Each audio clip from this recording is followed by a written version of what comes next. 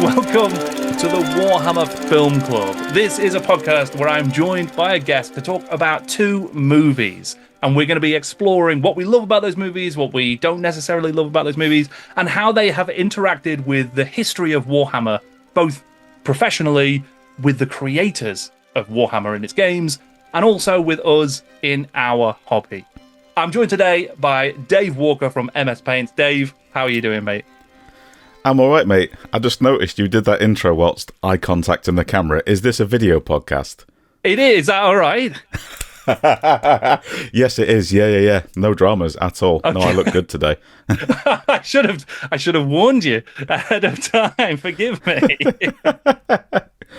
Yeah, well, people can get a little bit of insight into our worlds whilst we're chatting. Absolutely, in my wife's Sylvanian family's room. Yes.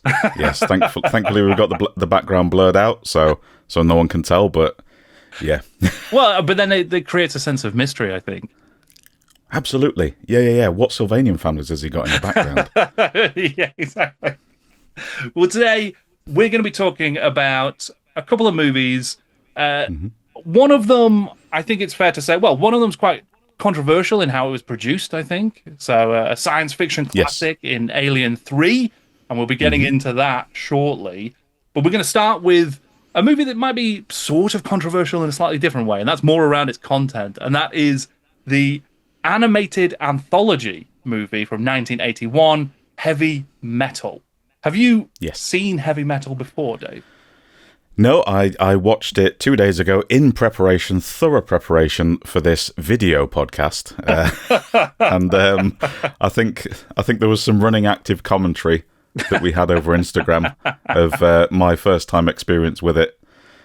Yes, so I've watched it for the first time, like arguably criminally, given that I am I suppose an eccentric working artist and I like heavy metal. So it's like, I feel like I should have accidentally, organically watched this at some point. It's like Dawn of the Dead. Like, everyone's fucking seen it, even by accident. You don't know how or when you saw it for the first time, but you should have seen it. So, yeah. Yeah, it's quite similar, actually, because I'd never sat down and watched it. It was one of these things I was obviously aware of. And like you say, it's out there, right? It's out there in the wider world. It's in the niche, in the hobby. It's sort of, it's close enough to gaming and all that sort of stuff for it to be a known quantity, even if you haven't experienced it. But yeah, I sat down myself this week to watch it and give it a look, and it was, I'm going to say, surprising in many ways. Surprising is the word. Certainly is the word. I think I watched the first 5 minutes of it, and then just the deafening sound of the spacebar being slapped, and I was like, hold up, what? Can I swear on this? Yeah, you can, yeah. What the fuck is this? And then immediately jumped to the IMDb and was like, who the fuck made this? Because this is not a cheap, easy thing for 1981. And we'll talk about, specifically the last story in the anthology, which is fucking expensive looking. Sure. And I looked at the names behind it. I was like, what the fuck? Dan O'Bannon, Harold Ramis, Dan Aykroyd, Eugene Levy.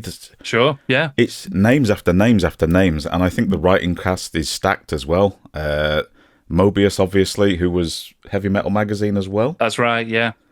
There is some heavyweights behind this for the time. A lot of people before their mainline careers kick off in a lot of ways, and stuff that we know them for.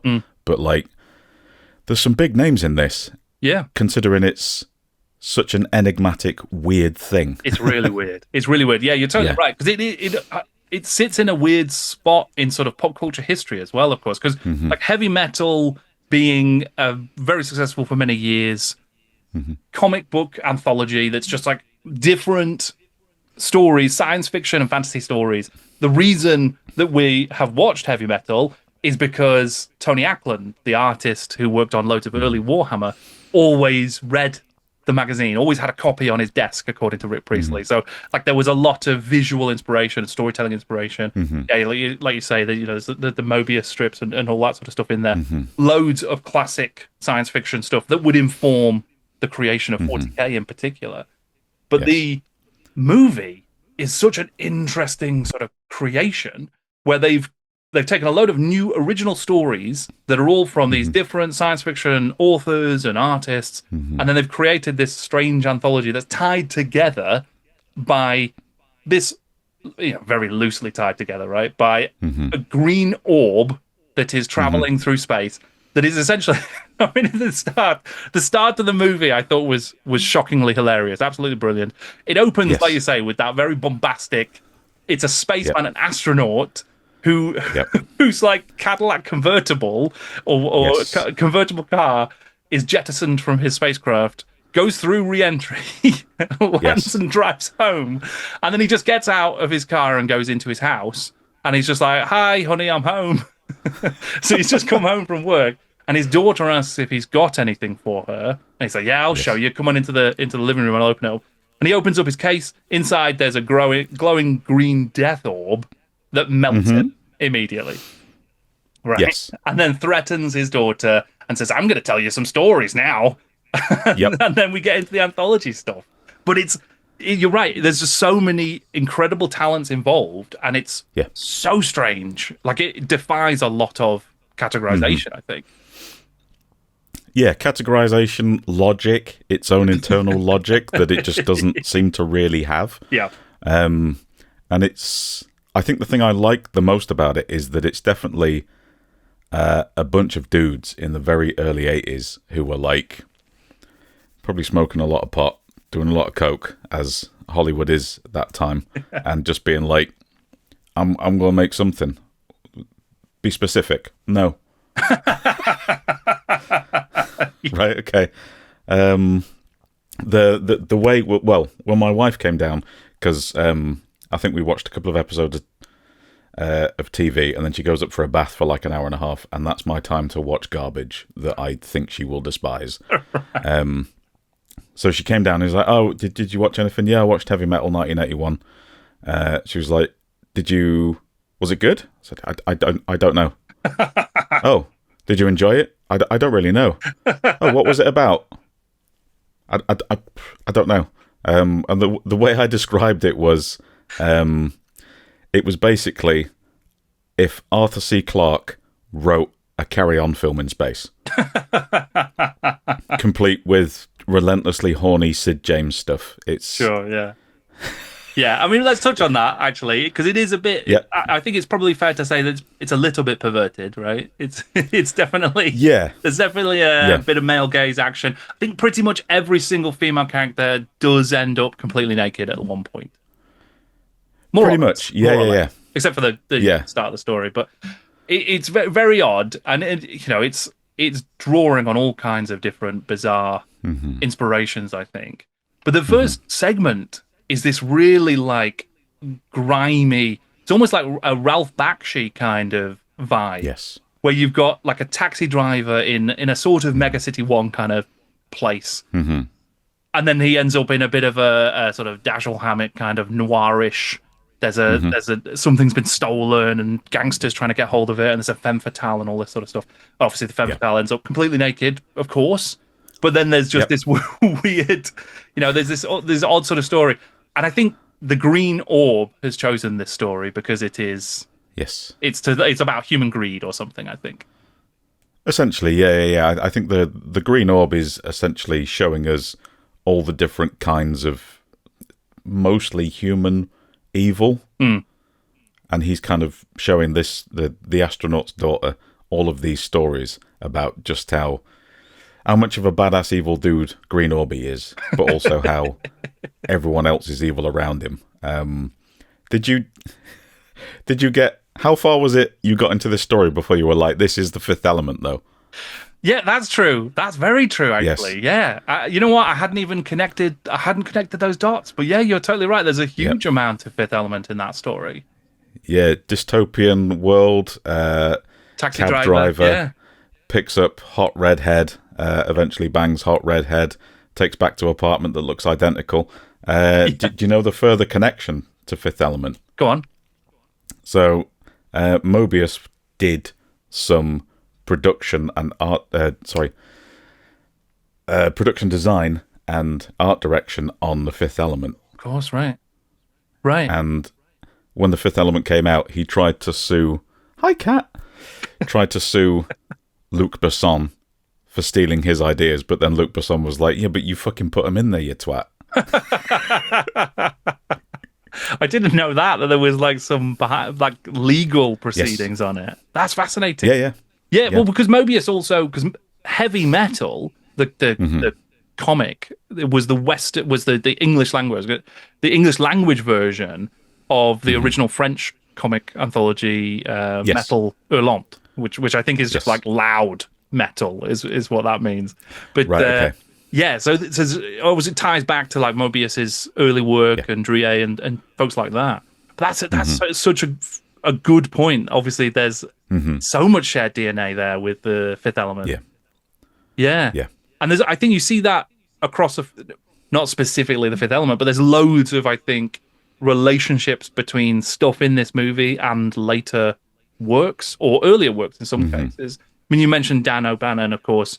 He was involved in Dark Star, but then went on to write Alien, right? Now that predates this film, but it's just fascinating to see how that same kind of like grounded, there's some stuff in his story, which is seems to be World War II based story that he's done. The segment where they're like in a bomber, it's a bomber crew where the green orb resurrects all the crew during a firefight, during a sort of dogfight.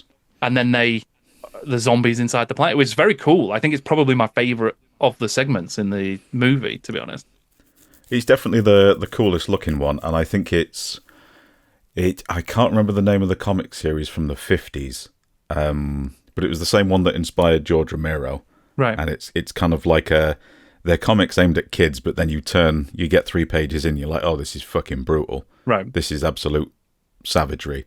And obviously then Dan O'Bannon would go on, I think 3 years after this, to write Return of the Living Dead, which... Of course. very much feels like a live-action version of this segment in its kind of cruel, comedic, just sort of apathy towards life in a lot of ways. Yeah. And it's critical commentary on things. So the DNA just seems to run... every 30 seconds in this film,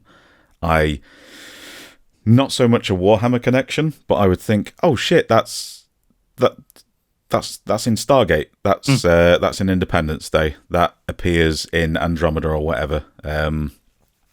For good or worse, you just see it. There's so much of this film that I think teenage filmmakers saw, or as young lads or ladies, and would then just have it encoded into their DNA in the same way that like Alien 3, what we'll talk about later, is encoded into mine. It's just... There's so many images and moments in this that are better than the sum of all their parts, if that makes sense. Yeah, I think that's bang on. Yeah, I think that's absolutely right. He did, and there's all, even down to like the silliness of character names and things like that. There's a character called the Hand Over Fist, and it's just nonsense. I mean, that reminds me of Warhammer. That's very of that sort of similar style of naming convention. Yeah, I think generally speaking, you're totally right. This has clearly been influential, and it might just be through osmosis. Like we were talking about earlier, people have just absorbed some of it. Because I don't think it's not like super... it's not talked about that often. I mean, it's well known, but I don't... people are not out there sort of singing about go and watch heavy metal all the time. It's got a cult following, certainly. Yeah. But yeah, it doesn't seem to be as present in the conversation. And that probably, I imagine, is due to stuff like, it is aged in some of its sort of, certainly its sexual politics, but some of its animation style is a bit rough in places and things like that. So it's kind of not, it's of its time, I guess I would say. Yeah, definitely. And the things that have, you've got to keep in mind, it's 1981. A lot of the filmmakers that were relevant then are now either they've passed on or they're retired, kind of thing. So the references we have to heavy metal now are second or third hand by the time we get there. So when it's the trying trying to think of an example. I think the most recent one I've heard is there was a Western TV series or a Western movie out, and I watched the trailer for it, and someone said in the comments, and it was the top-rated comment, which boiled my piss. Someone said, someone's been playing too much Red Dead Redemption 2. So they didn't even say Red Dead Redemption 1, but obviously that's by the by. The director is like 45 years old. They're clearly referencing The Good, the Bad, the Ugly. It's a spaghetti western. But obviously that person who made that comment is like in their 30s and has never seen a Clint Eastwood movie. Yeah. So I think the same thing has happened here, where if the things you love about The Fifth Element are things that are just from heavy metal, for example. The heavy metal and prog rock album covers that inspired this and were done by the same artists we're now 2 or 3 generations of music and albums along. Yeah. So people think those are the relevant thing. Does any of that make sense? It makes perfect sense, yeah. And obviously the things before this. So by the time heavy metal's coming out, I imagine there's 3 generations of references that are completely lost. I mean, there'll be loads of jokes and satire and all sorts, I imagine, in this movie that's just completely gone now from any kind of popular culture, that if you're just too far removed from it, you're not going to be able to pick up on. Yeah, it's fascinating though, isn't it? That is the kind of like the worm that eats itself, isn't it? Of pop culture, where things are constantly being reiterated and reworked. Yes. But the start of the chain is lost because it's so old now, and you're reworking something that was reworking something else is being reworked as well. Yeah, it's very strange. Yeah. I mean, even actually, just in the den segment, there's a segment where a guy, which is really weird. This is like a sort of nerdy guy gets taken by the orb and transformed into like a Masters of the Universe He-Man kind of character on some sci-fi adventure, and they're dealing with a cult of sort of almost chaos worshippers, but the god that they're worshipping is called Ulhutek, I think is how you pronounce it, which is Cthulhu backwards. So they're just Cthulhu guys. So it's already like reworking Cthulhu mythos and stuff like that.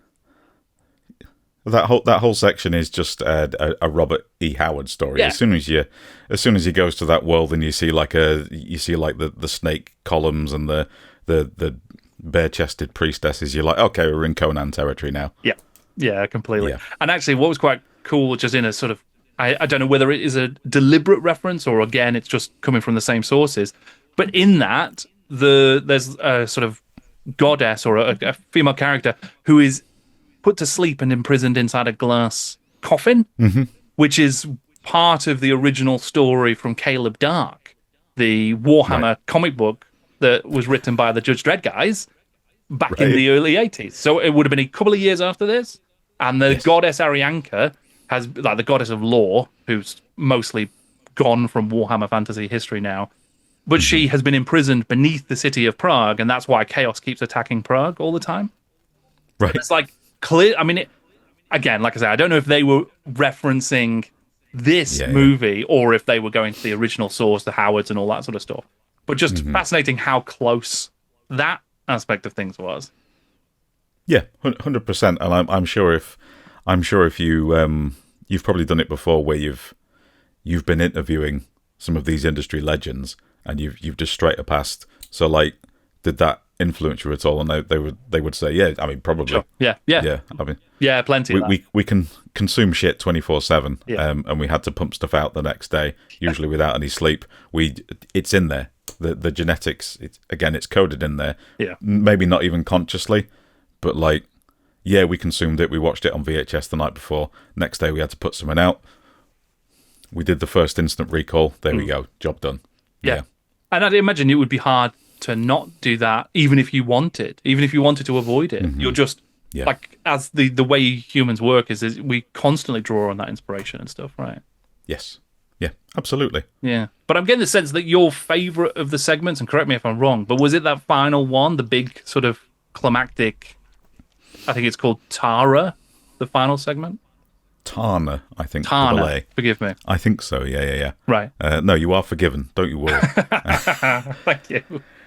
I think because that's the poster art, that's what I expected more of. And and they definitely saved the best for last, essentially. But this is, for 1981, this is technically genuinely fucking incredible. Yeah, it's probably the best looking, isn't it, in terms of animation and design? Yeah, man. Yeah, you get this weird sort of really grown-up Masters of the Universe intro where a planet is being overtaken by the Green Orb, who's actually an evil volcano now, essentially. Bear with me. Turns all these warriors green, and then the green warriors are like, nah, we're going to kill these Socrates dudes. So they go to this city that's like a big Roger Dean landscape, and then they kill the dudes by cutting their heads off. But these dudes, before they die, summon one of their last protectors, who I can't remember the name of the race. We're going to call them Furians, because I'm pretty sure Riddick ripped this shit off as well. Yes, and then we essentially get, I mean, that they're loving every second of this stuff, where essentially busty female, like Red Sonja, basically riding a pterodactyl, comes to the planet. The pterodactyl that is constantly screaming. I love that guy. Yeah, he was so I know. I didn't think I would, be so endeared to him as I was, because he just flies around and screams. He does. But we're talking. We've mentioned Ralph Bakshi before. A lot of this film is rotoscope animation. This uses rotoscope animation, and it is crazy how well done this is. Like, I recently watched something about it's a James Bond film with Roger Moore in, and they do the first motion tracked comp in a film. Like, it's just pre-Star Wars, and it's the guy's ocean base on the horizon while they're riding towards it on a boat, and it is all over the fucking shop. Like, it's all over the place, and it's someone literally holding a bit of film, just lining it up every time. And this is very similar, but it gets away with it and becomes weirdly beautiful because of the animation style. And you get, it's almost like an animated stop motion, the way the landscapes kind of undulate and shift and jitter and spasm almost, but then you've got this Elmer Bernstein score over the top, which punches way above its weight for this film. It does. Like, one of the greatest composers of the time, just really, really selling this movie. And how beautiful this animation is. And even the unnecessary nudity becomes almost tasteful. It's still a bit leery. Like, she has a full costume change. She swims naked through this pool. Just phallic fucking symbols all over the place. But the whole segment is still beautiful. It's still really well done. And then she just goes on a revenge spree and starts cutting people's heads off, fighting a guy with an angle grinder for an arm. And then to kill the big bad evil glowing green volcano at the end, turns herself into lightning and shoots him. It's fucking sick, man. It's good. And there's like an amazing little narrative, because there's oddities to it where she sort of gets captured and it's a bit redundant and kind of unnecessary, but there is also some great action in it. And there's a moment when the pterodactyl is stabbed through the neck and is like, oh my gosh, and like, it's all over. Like, it was a genuinely sad moment for me. I was like quite upset. And then they have the big climactic fight, and everything's looking pretty dangerous. She's in peril, and the pterodactyl's still alive and puts in a final strike and helps her. Like, absolutely, the day. It was great. It was really, really good. I was well into it. And then the two of them, they fly off. He's wounded, she's wounded, and they fly off into the volcano, like you say. It was compelling action, and it was cool. And it was of all the stories, probably, because I think my favorite was that B-17 bomber one with the zombies, but that's super short. This one's much longer, and it sustains its narrative, and it's quite compelling. It's quite a cool world, and there's some cool stuff in it. And there's also that kind of Michael Moorcock style, like Eternal Champion kind of edge to it as well. Like you said, she's summoned as the final protector of this world. She sacrifices herself to destroy the volcano and the green orb, and then it turns out that the astronaut's daughter from the start, who's hearing these stories from the orb, inherits the mantle of being whatever this sort of eternal champion Yes. is, and flies off into space herself. So it's with a new pterodactyl. Yes, absolutely. Yeah, just appears out of nowhere. So that was fun. Yeah. So there's a lot to it that's quite cool. And I do think this probably was one of the best of the segments. And like you say, the quality of the animation on this one, I think, is much better. Some of the earlier ones, certainly that very early one, the kind of Fifth Element-esque one with the cab driver and stuff, that's a bit, I'm going to say, funky in its animation style. It's a little funky, bit rougher, and things have weird shapes, and there's a lot of weird deformations to people as they walk about and stuff. Are you? Did you grow up with a ZX Spectrum? Not that I'm going to guess your age. I did. Yeah, I did actually. Yeah, you did. Yeah, it's the animation for that first one reminded me a lot of ugly ZX Spectrum characters on the front covers. It's a very niche example, but if you look up Spectrum box art, mostly by British companies, they're like really horrific Viz comics. I know what you mean. Yeah. Very odd. So tell me what you think in terms of how this movie relates to. I mean, you could probably go on for hours, but how it relates to like the conception of probably what we understand now, or at least understood as kids to be Warhammer identity. I mean, it's a very good question. I wish I could go on for hours, because I think I'll probably get lost in it. But I think one of the things is just the nature of the scale and the scope of these worlds. Like, you see, there's so much in it. I mean, even just taking, like, there's one where like the scale of the spaceships is just absolutely absurd. I think it's the Captain Stern segment, which is itself an odd one, which is kind of like a weird superhero who's being indicted for lots of horrendous crimes. Yes. And then one of the witnesses hulks out in it, and it's very, very odd. But like the scale of it and the bureaucracy and all of that sort of stuff is all part of it. I think probably one of the key things from all of these is the kind of grubby and grim and the grim dark, I suppose, of certain aspects of it. Because all of this sci-fi is like, there is just a dirtiness to the worlds.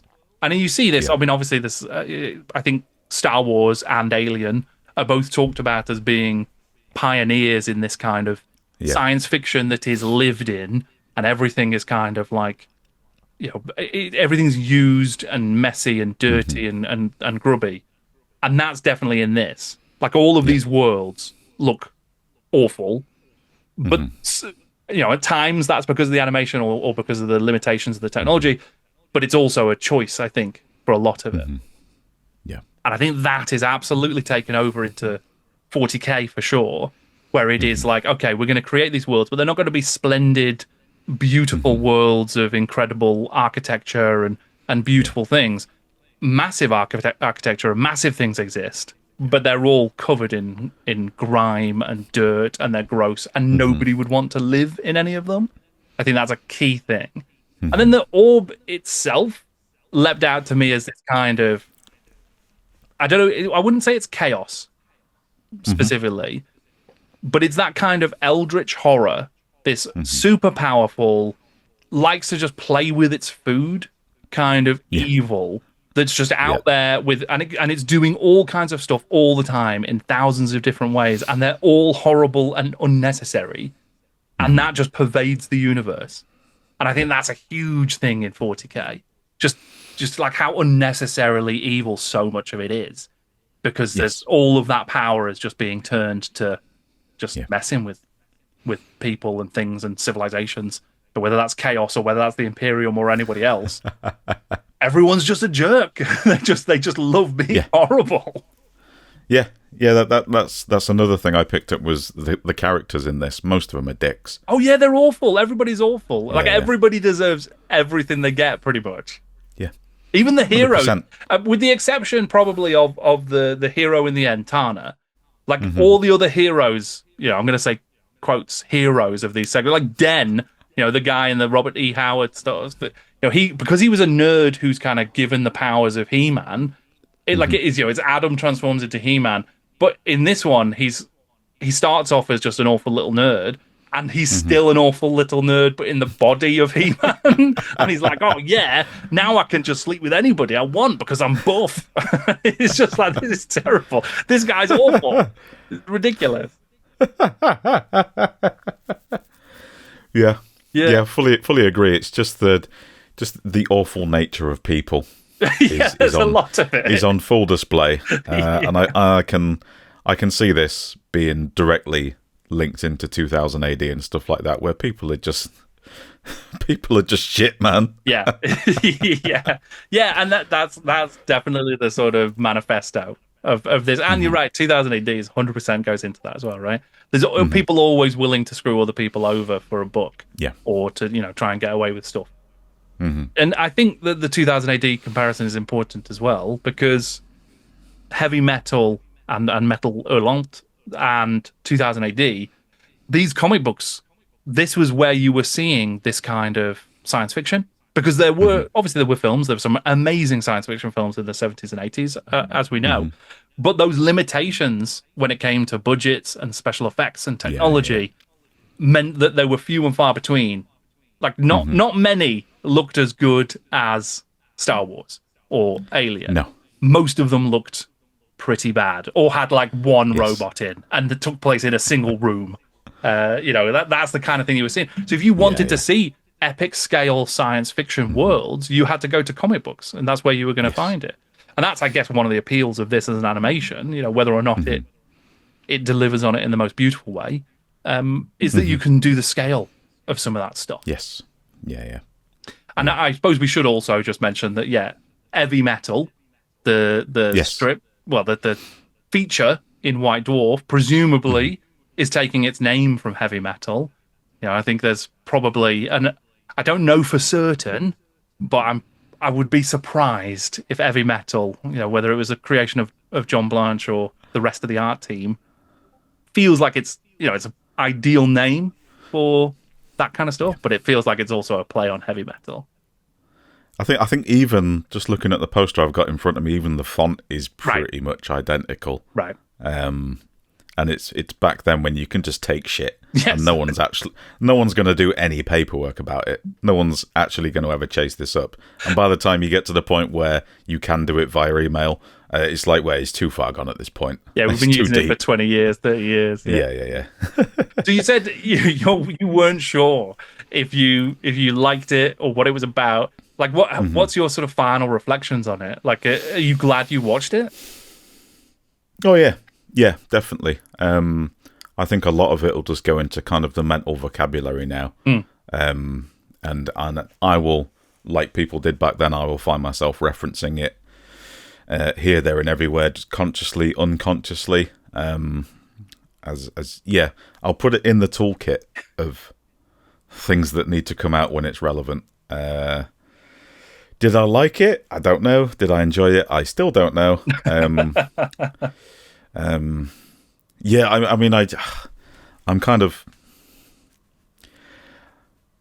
I was quite deep film school, deep theory, essay writing, kind of papers, all that stuff. Worked in film for the last 15 years, so I'm quite happy to watch things, acknowledge them, see their value and importance, but not actually enjoy them that much, if that makes sense. Yeah. Like, I can see the value in this. Would I watch it again? Potentially not. The answer is I still don't know if I enjoyed this or would watch it again. Have you seen there's a Heavy Metal 2000? I did see that. I've not watched it, but I saw that it existed, yeah. It does look a bit bollocks, I'm not going to lie. I think it's, if memory serves, it's not as well received as this one. Yes. Because I imagine some, for all of its faults, there's an artistic integrity to this one, I think. Not that I'm saying this, I don't know, but the 2000 version is of a different age, right? You're revisiting something with a completely different perspective. Maybe the nostalgia and the fact that this is of a certain time and a certain sort of creative moment, I guess that's probably lost in 2000. I don't remember 2000 when I was there. It didn't feel like heavy metal to me. No, like I said, I've watched the trailer, much like you have, and what I get from it is, I think that would be something for the Jackass generation that probably never landed well at all. But again, what I said to you when I finished watching the 1981 film was I would happily watch 90 minutes of the Taarna story. Sure. But Heavy Metal 2000 looks like 90 minutes of the Taarna story, and I saw the trailer for it. I thought, I don't want that. I don't fucking want that. And then at the end, it's got like a list of all the bands that are on it. I thought, that's the 1981 film its music feels kind of timeless, and some of the aspects of the animation, despite being not dated, well, yeah, dated. Some of it is really dated, but it still has a nice time bubble vibe to it. Of this is a valuable, in terms of cinema, this is a valuable text. Yeah. To some people in some ways. Heavy Metal 2000, I don't think there's 20-year-olds looking back at that thinking that's of value. With Monster Magnet on the soundtrack, like Breaking Benjamin, you're like, what the fuck? It's best stuff forgotten, man. Yeah. It's not Black Sabbath. It's not Journey.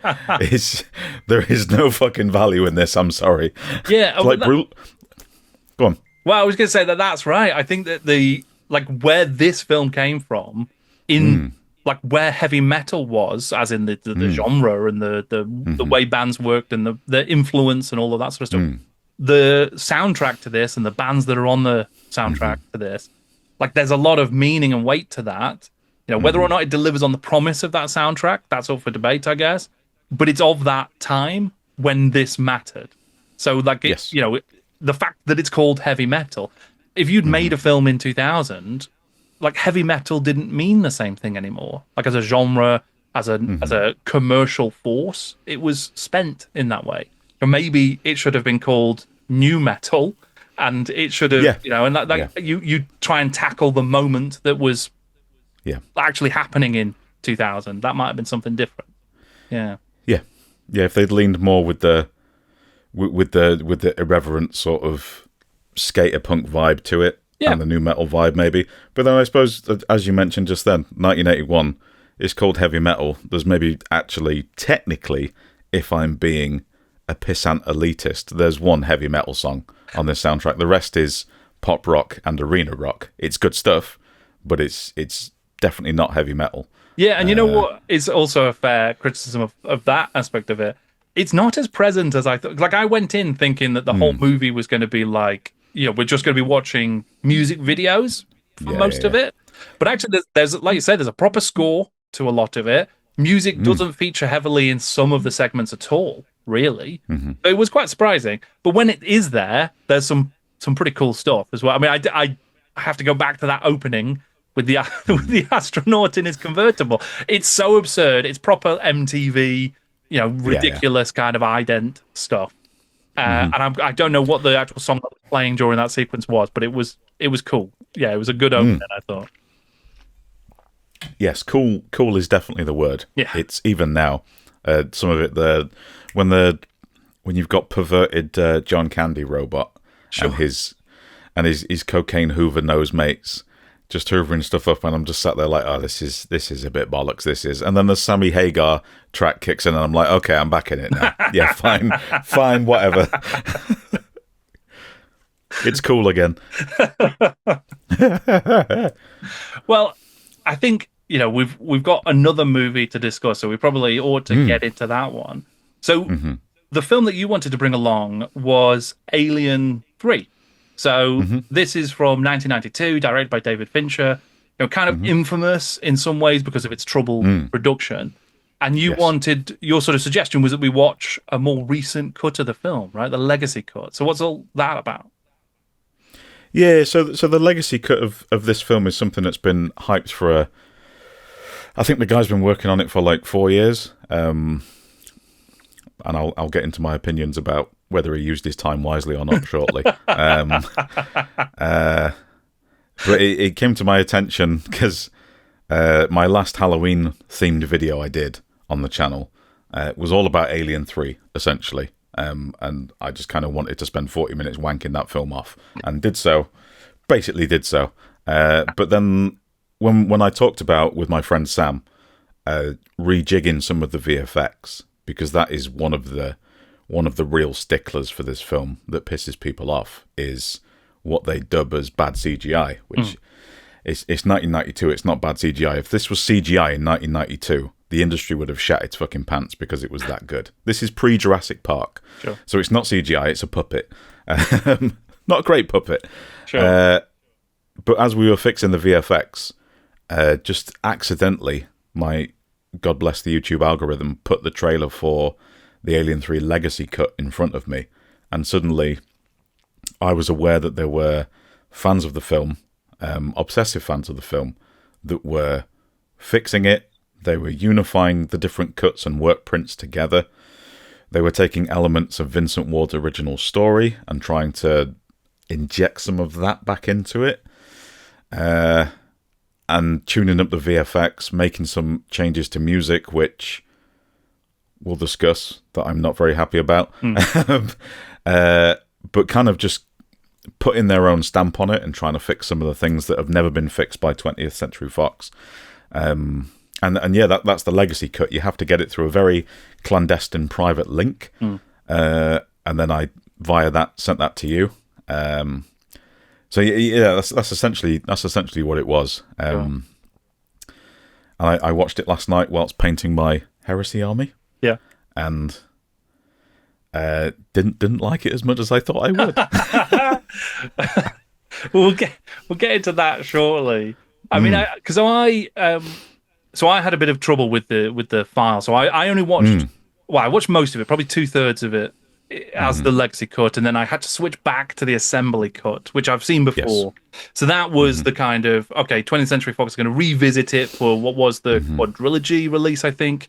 And they didn't get David Fincher's permission to do a director's cut. So they did a sort of rejig on his behalf, didn't they, to create that? He told them to go fuck themselves, essentially, because they'd messed him around a lot when they was making the original film, didn't they? And it was quite yeah.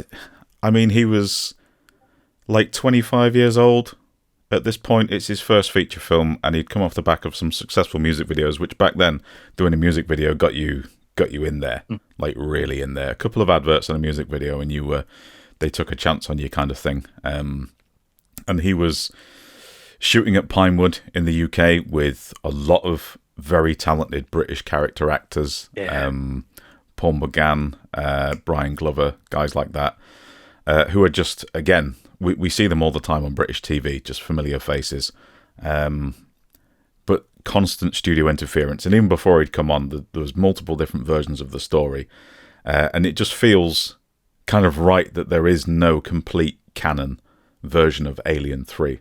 There never has been, and regardless of what it is, the Aliens fans are just never going to accept it anyway. Sure.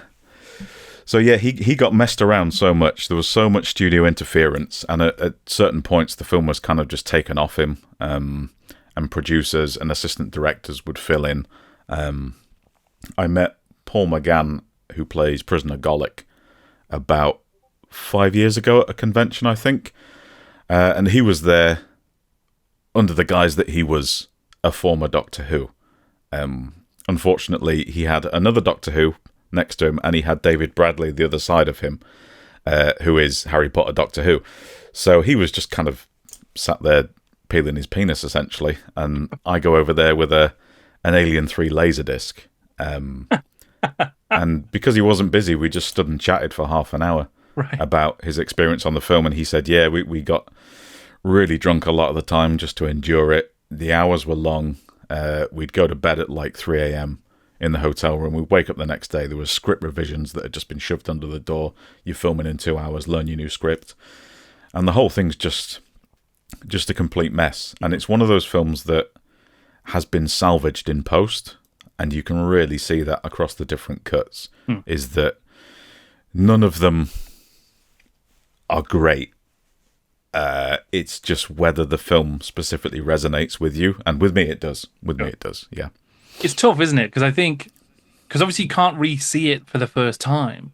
So I remember, and I can't remember when it would have been, but like my household was always a movie-watching household, so we'd watched all the Aliens movies, when I was quite young. So I don't really remember the first time I saw it, but I just remembered it not being as good as the first two. And you're coming into a third movie. It's so hard when you're coming off of Aliens, which I would argue is one of the best science fiction movies ever. Alien itself is incredible as well. They both tackle the subject matter in super interesting ways, and they go in like opposite directions and do really, really good stuff with it. This movie tried to split the difference almost. And there's some fantastic ideas, I think, in Alien 3, as is. And when I first saw the assembly cut when that was released, it improved it tenfold. I think I came out of that thinking, you know what, I can actually appreciate all of the craftsmanship that there is on display. Like, it looks great. And the set, like the world, the prison world that it's based on, the look and the feel of all that, and so many decisions around how do we make the alien scary again? How do we create challenges for these people? All of the characters are really super interesting as well. And because they are all amazing character actors, you might have one scene with them and there's so much depth within it. Absolutely fantastic. But yeah, it still exists in the shadow of those two other movies. Yeah, 100%. You can't follow Aliens. Like, the only reason Aliens managed to follow Alien was because it took some stuff, dialed it up to 11, but it also completely gave you a completely different experience, completely 180'd it. And you've got Jim Cameron just being like, yeah, let's just smash a monomyth with this. Let's do a whole monomyth again in space with Space Marines, with aliens, blow some stuff up. I'm gonna give you the classic Cameron family dynamic thing that always fucking works. Engage every part of the brain. Bish bash bosh, absolutely fucking done. It's cinema 101, how you make one of the greatest films of all time, essentially. Did it again with Terminator 2. It's if you side by side them, they're essentially the same, just with context flipped. Yeah. And there's 100% no way that you can follow that up. It'd be like making Titanic 2, which I'm pretty sure exists on the Sci-Fi Channel somewhere. And because of that, I don't think it was ever going to do very well at all. It's got too many.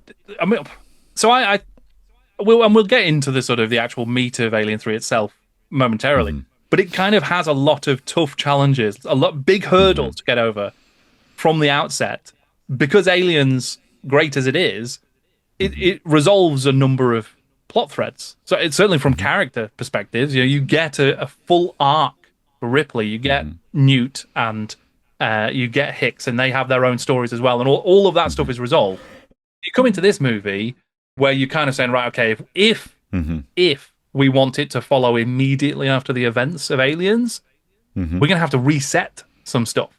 And they probably did that in, it's quite ham-fisted a way. They just remove, which is those two characters are dead then. So that, those resolutions, meaningless. All of that arc, completely undercut.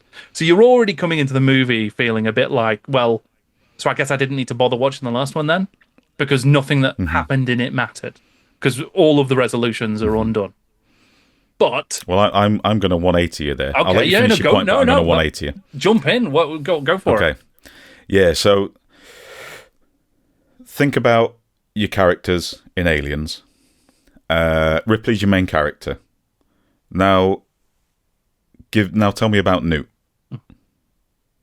Go ahead. Give me 3 things about Newt. Sure. So she's a girl. She's lost her parents. She's lost her brother. She's abandoned on her own for a period of time. She's a survivor, and she's able to exist in a literally, a colony that is flooded, absolutely flooded with aliens. She's been able to survive. So yes, very interesting. There is a scope for a very interesting character there for sure. And yeah, she ends the movie with, she gets her parents back, right? She gets, arguably, Ripley and Hicks could exist as parents. Ripley goes to the end of the earth to protect her and save her. And she's even got a creepy uncle in Bishop. Yes, yeah, exactly. So, yeah, you pretty much summed it up there. She gets her family back. And Ripley, if you watch the extended cut of Aliens, she finds out that you find out that she has a daughter. Of course, yeah. And she's been in cryosleep 50 years. She's lost her daughter. So she gets her daughter back. Newt gets her family back. That is character development for Ripley. But the character development is now resolved. It's done. The upgradable token that is Newt has served its purpose. Yeah. And it's the same with Hicks. We get that Jim Cameron weird, twisted family that we've talked about. It happens again in Terminator 2. With again, a kid gets a weird family.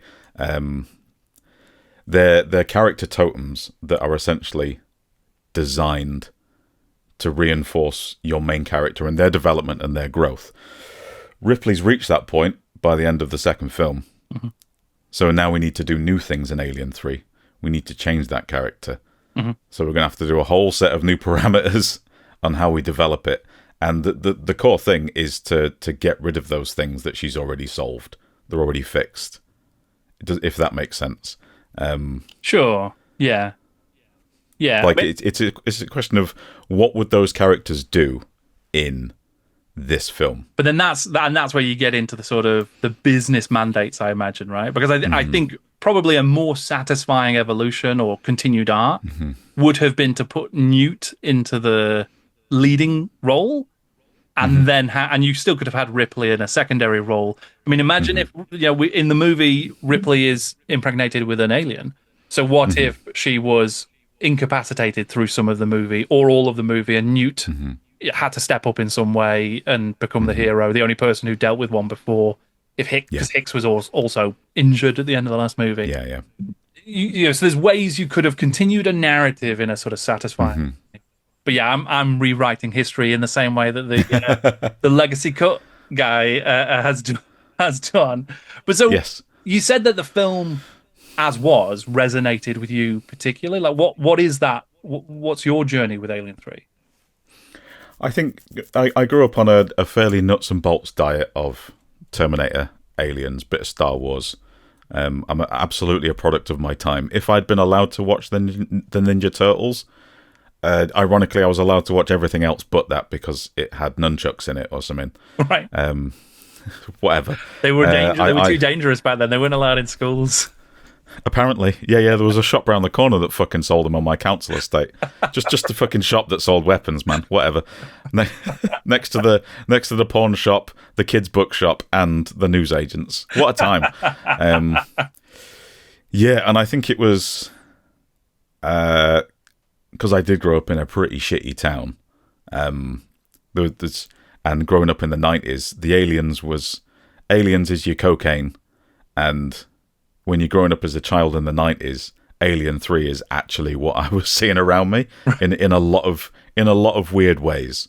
So it just didn't upset me as much as some Aliens fans get upset by it, and justifiably so. Your favorite characters get killed or whatever, but I think I accepted the reality of Alien 3 all too willingly, and my mum was my mum put it in front of me, for fuck's sake, but she was like, oh man, he's not upset by this. Fuck, I hope he grows up okay.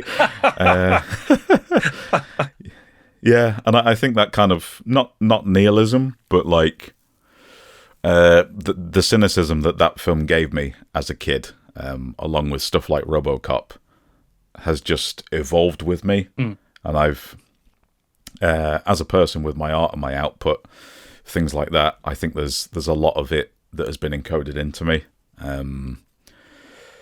I think my top favorite 3 films are.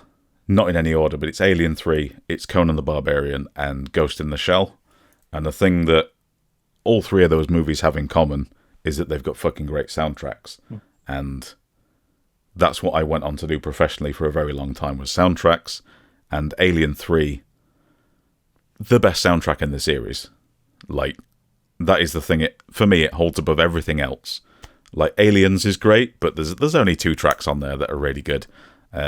Alien 3, just all the way through, fucking wild. So yeah, it's like Alien 3 has just been with me since I was a kid. I've grown up with it. It's grown up with me. At the key moments, I discovered the assembly cut, so I got a whole new viewing experience with that. and now the legacy cut, which I don't enjoy.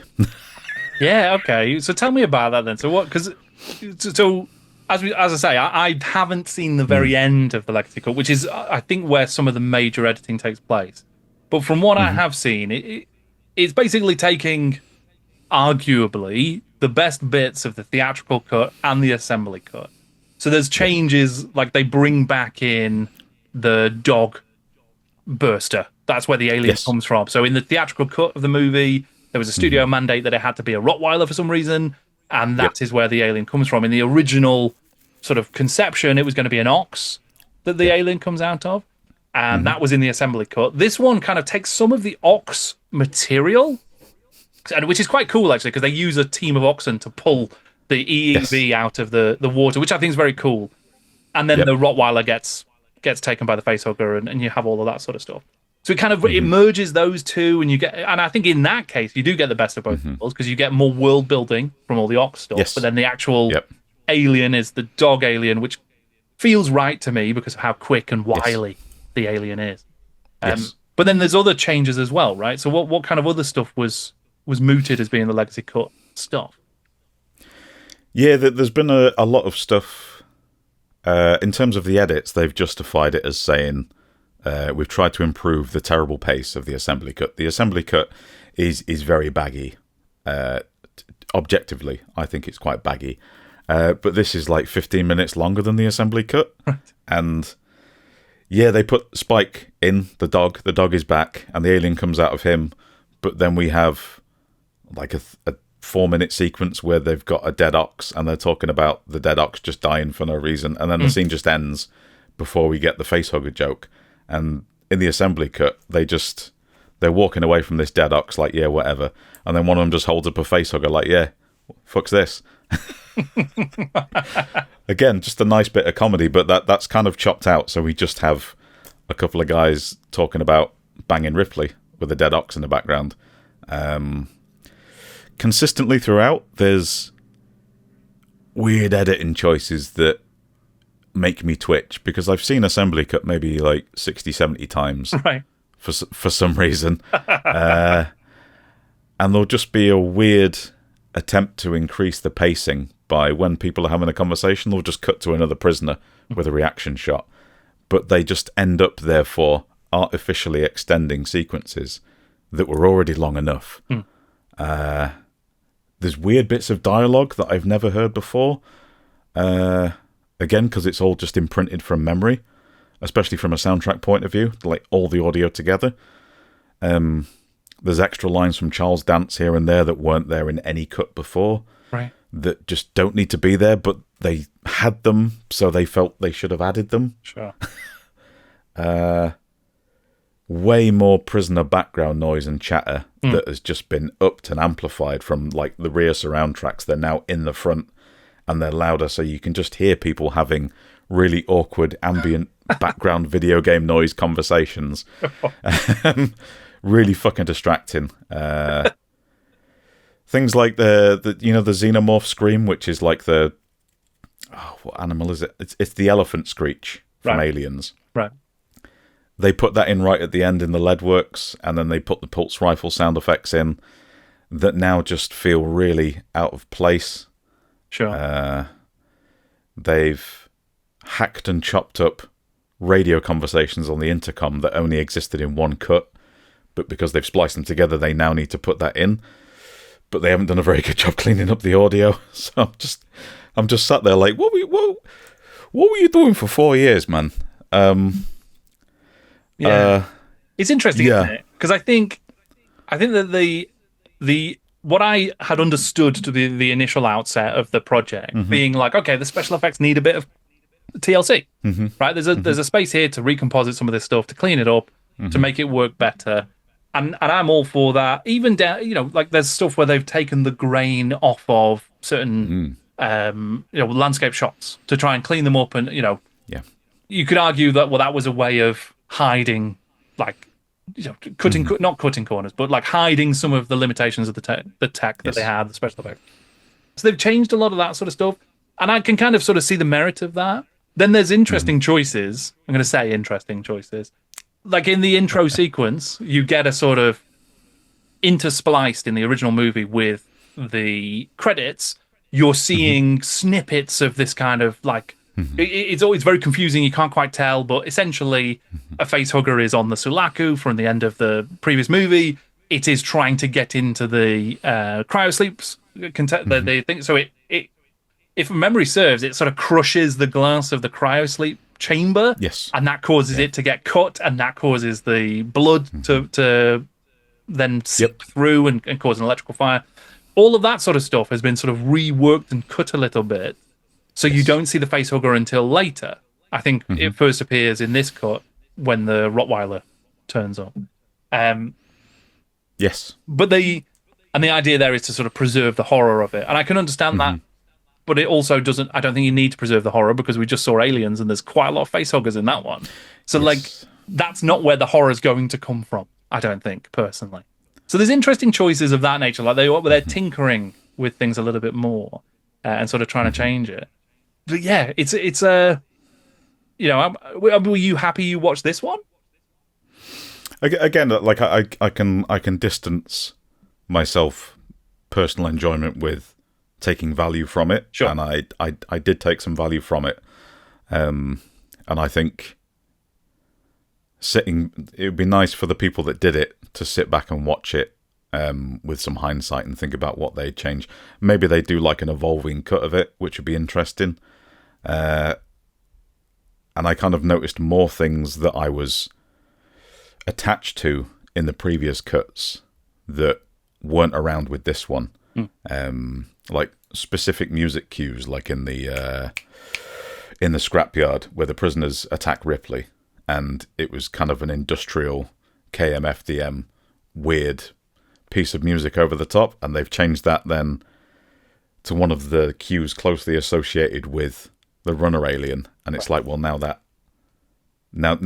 not right because that's the Aliens theme. Like when Thorin Oakenshield is next to a burning tree and like play the Witch King's theme over the top. You're like, what? Sure. Why have you done that? That doesn't mean anything. Yeah. And I'd never really thought about it before. Like, I mean, the film has quite a striking look, but I'd never thought of myself attached to the color grade or the look of the original film in terms of its color tones.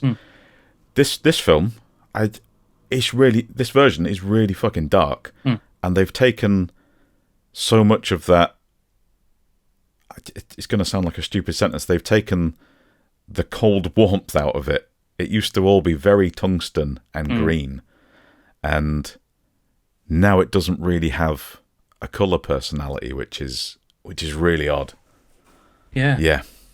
You know what it reminded me is how much I actually like the assembly cut, like how much I like the movie. I think Alien 3 is a great looking movie, just in terms of production design. I think it's fantastic. Yes. Like the prison world is incredible. The prisoners are, they all look great. It is interesting in its starkness somehow, and I'm not sure how that works, because I guess that's the Fincher-ness of it all. Yes. And a lot of the shots are great, and there's some really good tense sequences in there, some fantastic performances. I think Charles Dance is amazing in his role, but there's so many great performances. Charles S. Dutton, absolutely immense, just incredible performance. Unbelievable. Like it's a shame that you've got the two Charleses playing off each other, but they're completely bipolar in their energy. Yeah, as well. So good. Yeah, which is wonderful. And Ripley as a character, absolutely hard as nails. I mean, if there is an evolution, a sort of continued character arc through the three movies, her arc into this one of just fully having accepted now the alien and her relationship to it, like all of that's great. Like her, and fully being like, okay, I'm just going to get the job done. I mean, she's always had that, but there is no hesitation, there is no fear. She's just going to do what is necessary throughout the course of this movie, and that's fantastic. Yeah. I mean, by this point, the Alien universe has reached the end of its cycle.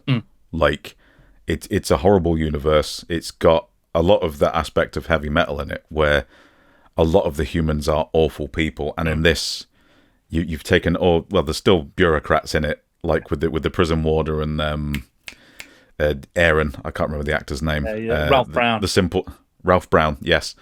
You've still got that petty bureaucracy that holds things up, but you've actually got now the double Y chromo prisoners, and you're really in the shit. Yeah. But it's this film does epitomize the Alien universe to me, because nothing about the alien has compassion or feelings or cares about anyone. It's just doing its thing. And it's ultimately the reflection of the wider universe that has just chewed Ripley up. And this is the end result. And I had a realization last night that if you factor in the fact that she's been in cryosleep at the end of the first film, she woke up, she maybe spent like a week in that spaceport. She went back into cryosleep, was probably awake again for about a week. No, not even a week in Aliens, like 3 days tops. Sure. And goes back into cryosleep. Like, her timeline, she's, despite it being like a 60 years in universe, she is maybe, in her mind, been dealing with this for about 7 days. Sure. This is the hardest 7 days any character in cinema has endured. Yeah, it's a rough period. She does have enough time to get her power loader license. So I don't know how long it takes to achieve that. But yeah, I know what you mean. It's definitely a brief, like it, because probably her life in universe covers like 100 years, right? If she's 20 something in the first movie, yes, with the cryo sleep between movies. But in her actual lived days, it's probably less than a year since what happened on the Nostromo to the end of Alien 3 at the most. Yeah. I mean, it's interesting, like what you're saying about the sort of the nihilistic element, or at least Lance Henriksen said that he thought it was quite nihilistic as a movie of the universe. Yeah, I think that's definitely there, and you're right. The the twin evils of the Alien universe being the completely ruthless, brutal, will do anything to survive, will kill and destroy everything xenomorph, is matched by literally exactly the same human corporation. Like, as evil as the xenomorph. Less evil, really, because they know what they're doing. Whereas, the alien is a creature just trying to survive. Yeah. So those two evils, you're exploring those. But I actually think, as sad from Ripley's perspective as the story's conclusion is, like, she doesn't escape. She never escapes the alien or the company, ultimately. Yeah. There is a point of hope in this movie, as dark and cold as it is.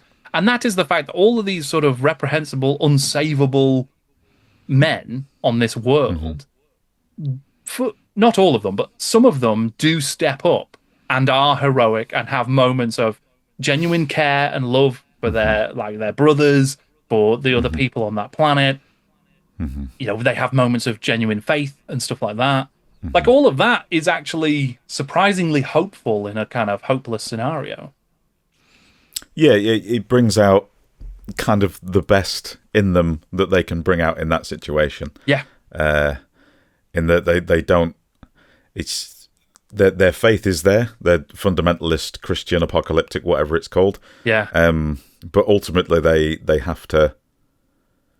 They decide for themselves to step up and actually redeem themselves, which is such an interesting kind of third act. Yeah. They all spend so much time bickering and being petty. Yeah. And they're all murderers. They're all killers. They're all the worst of the worst. Yeah. But end up being some of the best and most redeemed characters and likable characters as well. Yeah. Just in terms of they're put in a situation where they're suddenly kind of a little bit useless and a little bit helpless. Some great, almost comedic acting by people like Pete Postlethwaite, who's and Morse, like, his door won't close. Sure, yeah. And I love the story. So I think it's Danny Webb, who's like, again, a classic character actor who's in loads of stuff. And Phil Davis, who I didn't even remember was in the movie, is in it, and he's fantastic. But Morse talks about having made a deal with God to live forever, and obviously he's the only prisoner to survive at the end of the movie, and I love that as a sort of weird little, like, what does that mean? I think it's just great. Yeah. But yeah, I mean, you talked before about how amazing the score is, And the kind of there's that moment at the third act where Charles S. Dutton kind of does like a big speech and rouses everyone. The score comes in, and it's so good. It's that point of hope, But the hope is we're definitely all going to die, but we might as well do it on our feet, sort of thing. And Yes. that's stirring. It's amazing, that sequence. I think it's really, really good. And then you get into that really cool action scene. So, and then this is the point where I had to switch out into the assembly cut. So before they get into the lead works and there's all the chasing and all that sort of stuff. So what did I miss from the legacy cut for that end sequence? So you've still got the majority of everything. You've got Charles S. Dutton having an actual fucking fist fight with the xenomorph. So say what you want about the hardest character in the Aliens universe.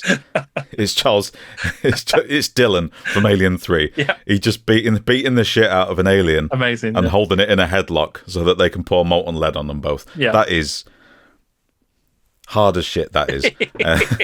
I grew up around some hard people, and this guy... it's the majority of it is similar to Legacy Cut until you get to the part where she falls off the platform into the molten lead. In Legacy Cut, she just falls in, and it's just very somber. It's very quiet. In the theatrical cut, you have the alien queen looking very much like an alien queen burst out of her chest, and then she grabs it and holds onto it like, "Now, fucker, you're coming with me." And this includes that. It includes the theatrical cut ending, essentially, which that is how I want my canon ending to be. Right. Is that it bursts out of her, she grabs it, and then goes down with it. Sure. Right. Yeah. So the sacrifice, but then also the deliberate kind of moment of like the embrace, I suppose. She's doing to it what it has done to her and all of her friends for however long. Yeah. Yeah, that's cool. Yeah. Yeah. So I guess the sort of question off the back of this then is, so what is it about Alien 3 that kind of relates to your hobby life? Like, how has it presented itself in your experience with Warhammer and gaming? I think it's helped me gravitate towards games that resemble it, both thematically and aesthetically. Like, absolutely, give me some Space Hulk, give me some Space Crusade, give me that. But I think just kind of the overall cynicism that has stuck with me. And from an aesthetic standpoint, 100%.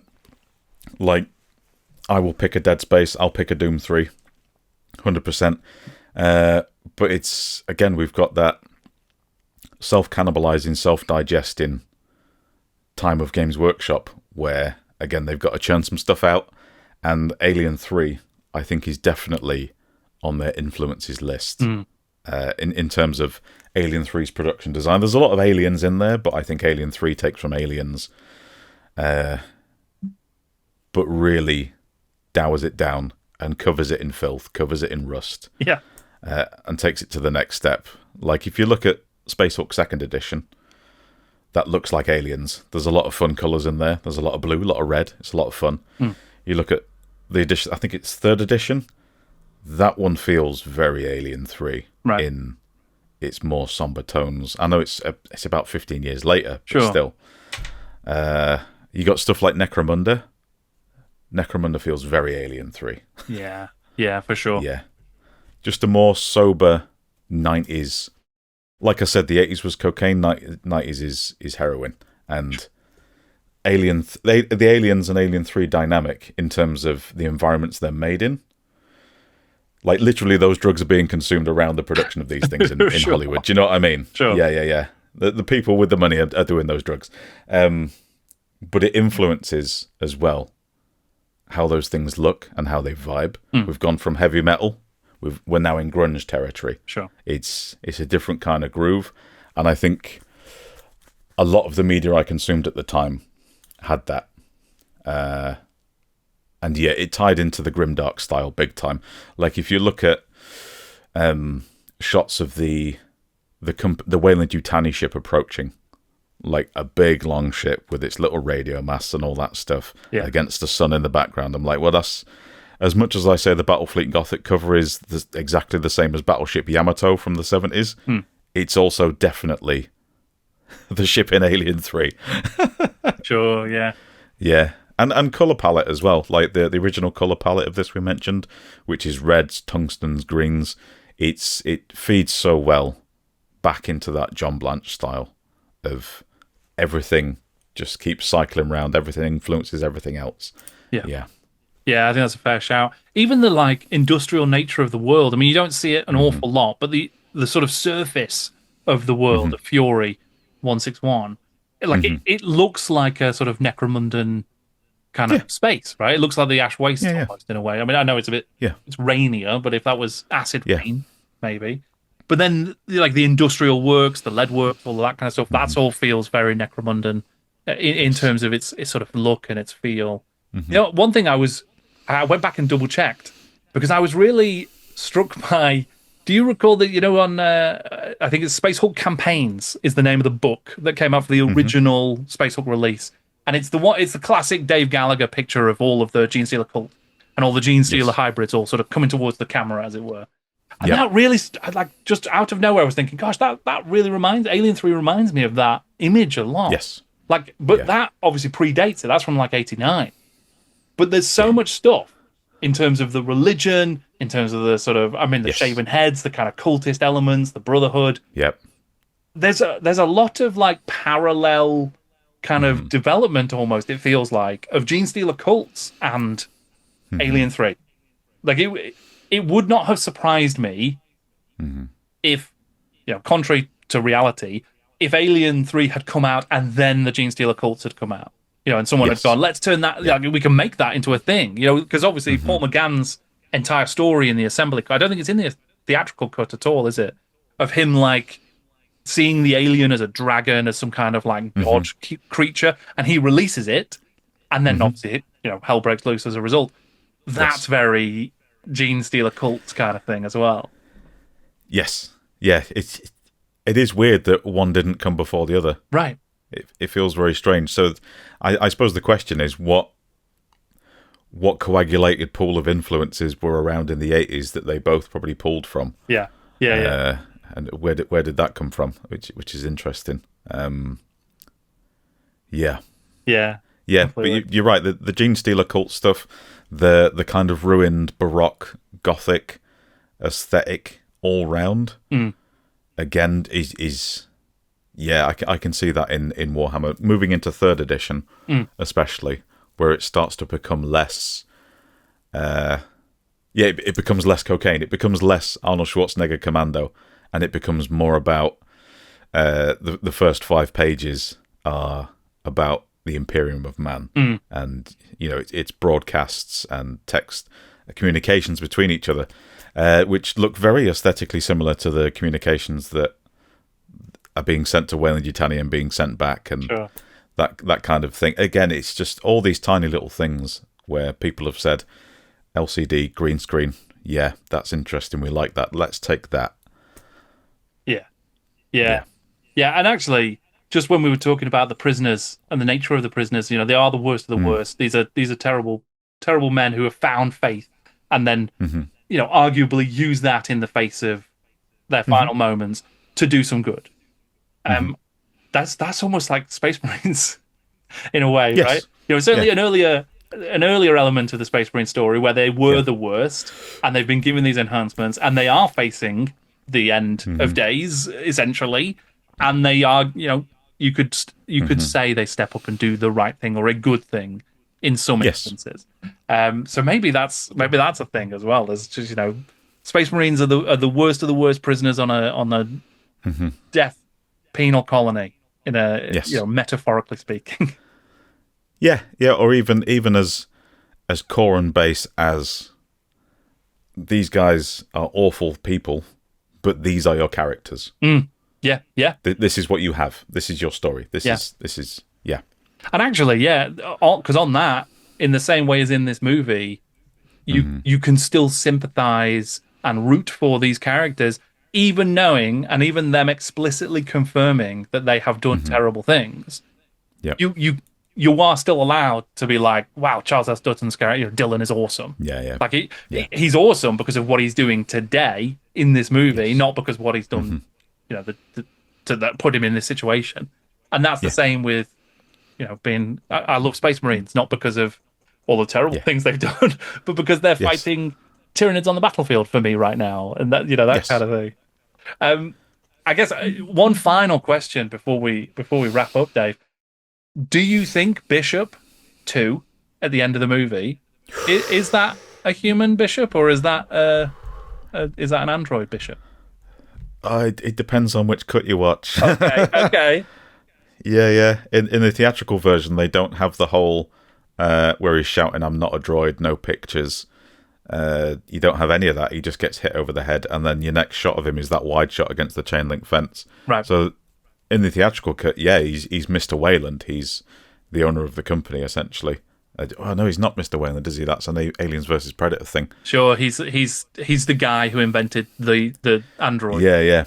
In this, he's just the guy who invented the android. Sure. But in the assembly cut, he's shouting, "I'm not a droid," and he has his ear hanging off, and there's white blood coming out. Oh, is it not red? Is it not red blood? Oh, I think it is red blood. You're right, because that's the difficult point of like contention, right? Because if it was clearly the sort of milky ash blood, then for sure you'd be like, okay, he's an android. But because it's red, the question is then, okay, so is he a more advanced version? This is a number of years later. Well, actually, it's not a number of years. He might just be he might be a diplomatic version of the same set of a military model. For instance. What's your preferred take? I think he's a droid. I think he's a droid. I think it's all just another work. I think it's another play to manipulate. And I go with that he's based on the appearance of the original Wayland, the founder of the company, because I'm an Aliens versus Predator movie apologist, the 2003 one. Okay. I don't think it's a better origin story than Prometheus, but like it fucking does the job in 95 minutes. Do you know what I mean? Well, I definitely agree about Bishop, and being like, I like that version of it. I like that he is physically based on Wayland or what have you, and that they did send another droid because they thought she would trust him, and that's the whole play. I prefer that. Whether or not I agree with you about Aliens versus Predator, maybe we'll have to wait on another episode one day, and we'll come back on that. Maybe. You don't have to. Dave, it has been a real pleasure chatting to you about movies and Warhammer and all that good stuff. Thank you so much for joining me for it. No worries. It's been a treat. I thought that we had surprisingly better chemistry than I expected. Not that I didn't expect we'd have chemistry, but it flowed a lot easier than I expected. So I'm glad to hear it. That's good. Yeah. But then we both professionally just talk shit all day, don't we? So more or less, yeah. So there you go. and now that we've done the full rehearsal, we can record the actual thing now. Thank you for joining me and my fabulous guest Dave Walker from MS Paints for this episode of the Warhammer Film Club. If you would like to support the show, you can join patreon.com/Jordan Sorcery, where you'll get early access and exclusive content, including a research article about the links between heavy metal and Warhammer history. Tune in next time as Snipe from Snipe Wib joins me to chat about Monty Python and the Holy Grail and Terminator 2.